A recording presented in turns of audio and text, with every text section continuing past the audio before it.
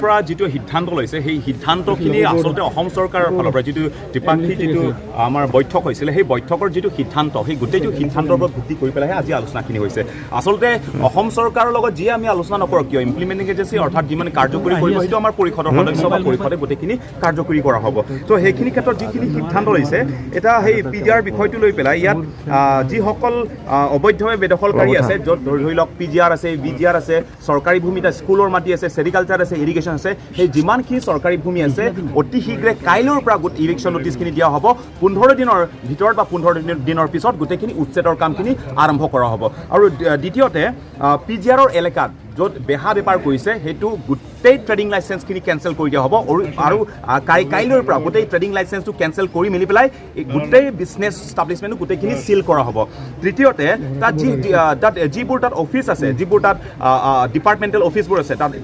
bank আছে তাত police station আছে তাত স্কুল আছে ইৰিগেশ্যন অফিচ আছে এপিডিচিএল অফিচ আছে সেই যিমানখিনি তাত অফিচবোৰ আছে সেই গোটেই অফিচবোৰ সেইটো অন্য ঠাইত চিফ্ট কৰা হ'ব অৰ্থাৎ এইখিনি অফিচ খেৰণিত ছইল কনজাৰ্ভেশ্যন যিটো মাটি খালী আছে তাতে গোটেইখিনি লৈ যোৱা হ'ব জেংখা জিৰিগেণ্ডিং ৰোডত যিটো ছইল কনজাৰ্ভেশ্যন আছে তাতে গোটেইখিনি লৈ যোৱা হ'ব আৰু ৰিলোকেট কৰি দিয়া হ'ব আৰু ইয়াৰ পাছত তাত পিজিআৰ এলেকাত তাত যিসকল লোকে তাত অবৈধভাৱে বসবাস কৰিছে আচলতে তাত গোটেইখিনি সেই মাটিবোৰ যিবোৰ খালী মাটি আছে সেই খালী মাটি আচলতে তাত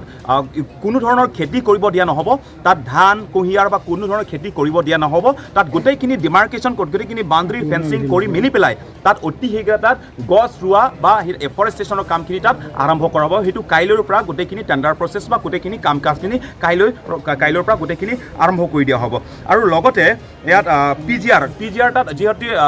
পিজিআৰ এলেকাত তাত আকৌ পুনৰ ফেজ 5 হিচাপে ফেজ 1, 2, 3 কৰি পেলাই তাত ইভিকশ্যনখিনি আৰম্ভ কৰা হ'ব প্ৰথম তাত ফেজ 1ৰ ইভিকশ্যনৰ নটিছখিনি কাইলৈৰ পৰা জাৰি কৰা হ'ব আৰু বিজিআৰ যিটো উত্তৰ বৰবিল আছে উত্তৰ বৰবিলত কাইলৈৰ পৰা ইভিকশ্যন নটিছ দিয়া হ'ব অৰ্থাৎ 15 দিনৰ পিছত ইভিকশ্যনৰ কামখিনি আৰম্ভ কৰা হ'ব আৰু লগতে বলংকমেজি অৰ্থাৎ বুকলিয়াত তাত ইৰিগেশ্যনৰ মাটি আছে তাত 1000তকৈ অধিক তাত ঘৰ আছে পৰিয়াল আছে সেই উচ্ছেদৰ যিটো জাননীটো অলৰেডি দিয়া হৈছে কিন্তু যেটো উচ্ছেদৰ কামখিনি আৰম্ভ হোৱা নাই সেইটো অতি শীঘ্ৰে কালি পৰহিৰ পৰা সেইটো জানুৱাৰী ফাৰ্ষ্ট উইকত বা ছেকেণ্ড উইকৰ ভিতৰতে গোটেইখিনি উচ্ছেদৰ কামখিনি তাত আৰম্ভ কৰি দিয়া হ'ব আৰু লগতে যিসকল লোকে আঘাত পাইছে কাৰোবাৰ মৃত্যু হৈছে কাৰোবাৰ আঘাত পাইছে সেই গোটেইবোৰক এজনক 3 লাখকে গোটেইখিনি চৰকাৰৰ ফালৰ দিয়া হ'ব আৰু যিজন লোকে প্ৰাণ হেৰুৱাইছে সেই পৰিয়ালক 10 লাখ সাহায্য আৰু 5 লাখ আৰু 10 লাখ চৰকাৰৰ পৰা অসম চৰকাৰৰ পৰা 10 লাখ আৰু কাৰ্বি আংলং পৰিষদৰ পৰা 5 লাখ আৰু এটা চাকৰি দিয়া হ'ব সেইটো আৰু সেইখিনিত আৰু এটা কথা স্পষ্টীকৰণ কৰিব বিচাৰিছোঁ যে কাৰ্বি আংলঙৰ যিটো লেণ্ড এণ্ড ৰেভিনিউ অৰ্থাৎ যিটো চাৰ্কেল অফিচত তাত অবৈধভাৱে তাত যিসকলক পাতাখিনি ইছ্যু কৰা হৈছে বা অবৈধভাৱে যিটো মাটিৰ কামখিনি কৰা হৈছে পৰিষদ হস্ৰ অনুসূচিত জিলাত আচলতে অনাঅসমীয়া বহিৰাগত লোকসকলে কোনো ধৰণৰ ইয়াত মাটিৰ কাম কাজখিনি চাৰ্কেল অফিচত যোৱাৰ প্ৰয়োজন নাই কামো নাই তাত যদিহে কোনো এটা ব্যক্তিয়ে কোনো এজন মণ্ডল SK এৰৰ যদি কোনো ধৰণৰ অবৈধভাৱে যদি পাটা ইস্যু কৰে বা মাটিৰ কাম যদি কিবা অবৈধভাৱে তেওঁলোকে কৰিব বিচাৰে জনাৰ লগে লগে কমপ্লেইন পোৱাৰ লগে লগে ছাছপেনশ্যন হৈ একেবাৰে তাত চাকৰিৰ পৰা তাত বহিষ্কাৰ কৰা হ'ব গোটেইখিনি টাৰ্মিনেট বা ডিছমিছ কৰা হ'ব সেই গোটেইখিনি সিদ্ধান্তখিনি লৈছোঁ আৰু বাকী যিটো PGR বিষয় আৰু হয় আৰু তাৰ পাছত আজি যিটো আমি আলোচনা কৰিছোঁ কাউন্সিলৰ লগত বৈঠক আৰু পুনৰ জানুৱাৰী 20 তাৰিখত কৰা হ'ব আৰু অসম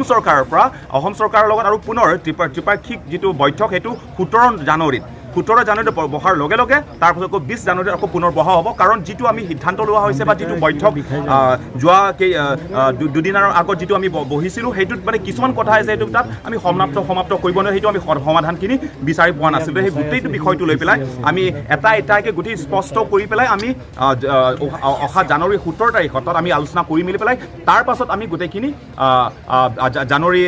20 তাৰিখত পৰিষদৰ সদস্যৰ লগত পুনৰ আকৌ আলোচনা হ'ব তাৰ পাছতে আমি গোটেই ৰাজ্যৰ লগত আমি আলোচনা কৰিব গৈ আছোঁ যে যিটো চৰকাৰী সিদ্ধান্তখিনি ল'ব গৈ আছে বা লৈ আছে পৰিষদে হওক বা অসম চৰকাৰে হওক সেই গোটেইখিনি সিদ্ধান্ত সেইটো আমি এতিয়াও নকম যে আমি সন্তুষ্ট হৈছোঁ বা হোৱা নাই আমাৰ কথাটো হৈছে ৰাজ্যৰ পৰা আৰম্ভ হৈছে শেষতো ৰাজ্যৰ মাজত যিটো আৰম্ভ হ'ব সেইকাৰণে গোটেইখিনি 26টা সমষ্টিৰ ৰাজ্যৰ প্ৰতিনিধি আছে তাত গাঁওবুঢ়া আছে আমাৰ কাৰ্বি ৰজা আছে আমাৰ হাবে পিম্প আছে সেই সকলো মিলি পেলাই আমি এটা পৰ্যায়লৈকে আলোচনা কৰিছোঁ আৰু সেইটো ৰাজ্যৰ মাজত গোটেইখিনি আলোচনা কৰিম সেইটো যদি আমি হয় সন্তুষ্ট হৈছোঁ বা সেইটো মানিছোঁ বা সেইখিনিলৈকে আমি বৰ্তমানলৈকে গ্ৰহণ কৰিম তাৰপিছত লাগিলে আন্দোলন কৰিম এই বস্তুটো আমি যেতিয়া মিটিংখিনি আমি মাতা হ'ব গোটেই 26টা সমষ্টিৰ পৰা আমি যিমানখিনি যিটো আমি পাব্লিক মিটিংখিনি আমি কল কৰা হ'ব সেই সময়ত গোটেইখিনি সেইটো সিদ্ধান্তখিনি লোৱা হ'ব সেই বৰ্তমানখিনি যিখিনি আলোচনা কৰিছোঁ সেইখিনি তাৰপাছত আমি যিটো PGR কথাটো সেইটো যিটো কিছুমান অকণমান লাগিবলগীয়া আছে নিজাববীয়াকৈ আমি গোটেইটো আমি সুপ্ৰিম কোৰ্ট বা আমি এইখিনিলৈকে যিটো কৰিবলগীয়া আছে সেইটো কৰিব গৈছোঁ কিন্তু সেইটো এটা কথা যে কাৰ্বি আংলঙত যিমানখিনি অবৈধ বেদখলকাৰী আছে যিমানখিনি অসমত কাৰ্বি আংলঙত অবৈধ বেদখলকাৰী আছে চৰকাৰী ভূমি যিমান আছে সেই গোটেইটো এটা আমি গোটেইখিনি চিনাক্তকৰণ কৰি পেলাই গোটেইখিনি বিচাৰি পেলাই আমি পৰিষদক আমি দি আছোঁ আৰু দিয়াৰ লগে লগে তেওঁলোকে অতি শীঘ্ৰে গোটেই উচ্ছেদৰ কামখিনি তেওঁলোকে আৰম্ভ কৰি হ'ব কাৰ্বি আংলং তৰফৰ পৰা এটা কথা ক'ব বিচাৰিছোঁ কাৰ্বি আংলঙৰ যিটো PGR কথালৈ যিটো ডাঙৰ সমস্যা হৈছে সেই সময়ত মানে গোটেইটো অসমবাসীক গোটেইটো অসমীয়াক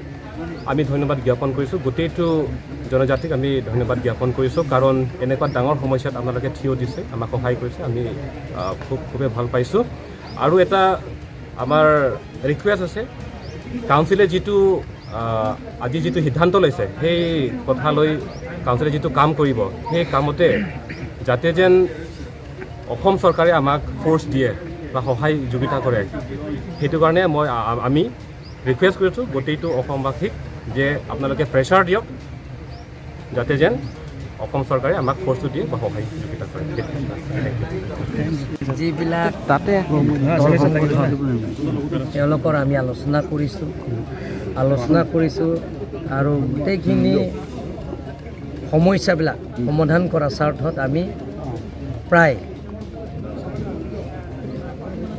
3 ঘণ্টা সময় লৈছিলে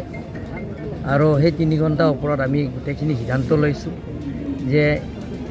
অহা জানুৱাৰী মাহত 5 তাৰিখে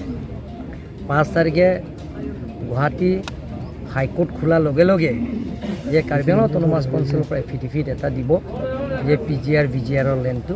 ইভেকশ্যন কৰিব লাগে বুলি সেইটো নম্বৰ 1 নম্বৰ 2 তেখেতসকলৰো দিব আমাৰ ফালৰ পৰা দিব তেখেতসকলক যে তাৰপিছত 339 তেওঁলোকৰ হাইকোৰ্ট গৈ ৰিট পিটিশ্যন দিছে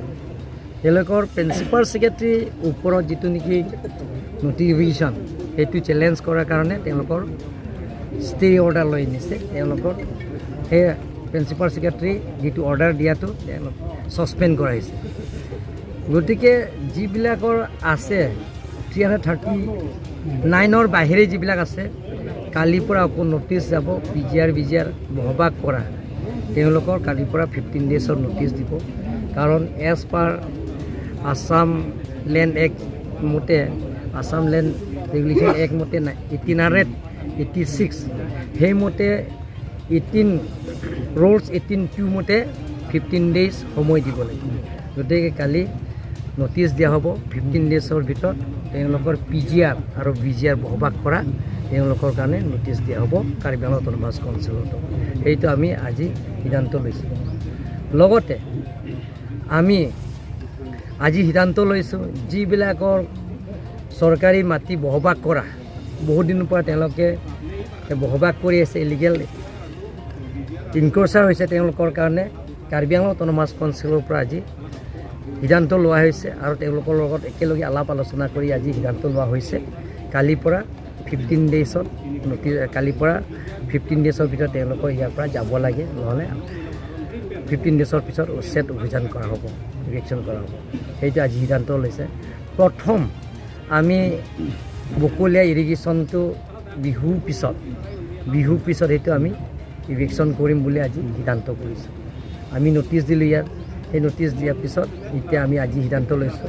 অহা জানুৱাৰী বিহুৰ পিছত সেইটো ইভেকশ্যন কৰিম বুলি আজি সিদ্ধান্ত লৈছে আৰু PGR BGR যিবিলাকক বসবাস কৰা তেওঁলোকৰ কাৰণে যিবিলাকৰ ট্ৰেডিং লাইচেঞ্চ সেইটো কেঞ্চেল কৰা হ'ব বুলি আজি সিদ্ধান্ত লোৱা হৈছে আৰু 8000 বিঘাৰ যিটো ফেন্সিঙৰ সেইটো ফেন্সিং সেইটো 8000 বিঘাটো আগতো আমি বকৰ্ডাৰ দিলোঁ সেইটো আজি এবছৰৰ আগতে আমি টেণ্ডাৰ কল কৰিলোঁ টেণ্ডাৰ কল কৰাৰ পিছত আমি বকৰ্ডাৰো দিলোঁ যিবিলাক প্ৰথম PGR BGRৰ আন্দোলন কৰিছে সেই আন্দোলনকাৰীসকলৰ নামে দিয়া হৈছে তেওঁলোকে আমিয়ে কৰিম সেই কামটো বুলি কৈছে তাৰপিছত ASC ইউথ ফ্ৰণ্ট আৰু ASC KSC তেওঁলোকৰ নামতে দিয়া হৈছে কণ্ট্ৰেক্টৰ নাম দিছে আৰু তেওঁলোকৰ বকৰ্ডাৰ আছে কিন্তু পিছত তেওঁলোকে সাৰেণ্ডাৰ কৰা হৈছে যে আমি কামটো কৰিব নোৱাৰোঁ আজি সিদ্ধান্ত লৈছে যিটো নেকি এজ পাৰ ৰুলছ আমি টেণ্ডাৰ নটিচটো দিম তাৰপিছত টেণ্ডাৰ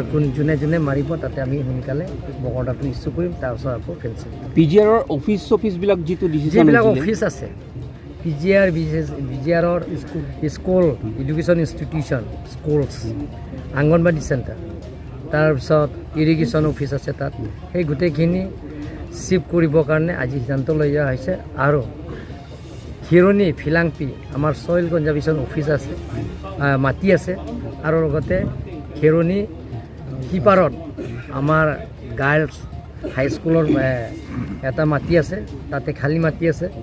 সেই মাটিটোতে আমি স্কুলছ অংগনবাদী চেণ্টাৰ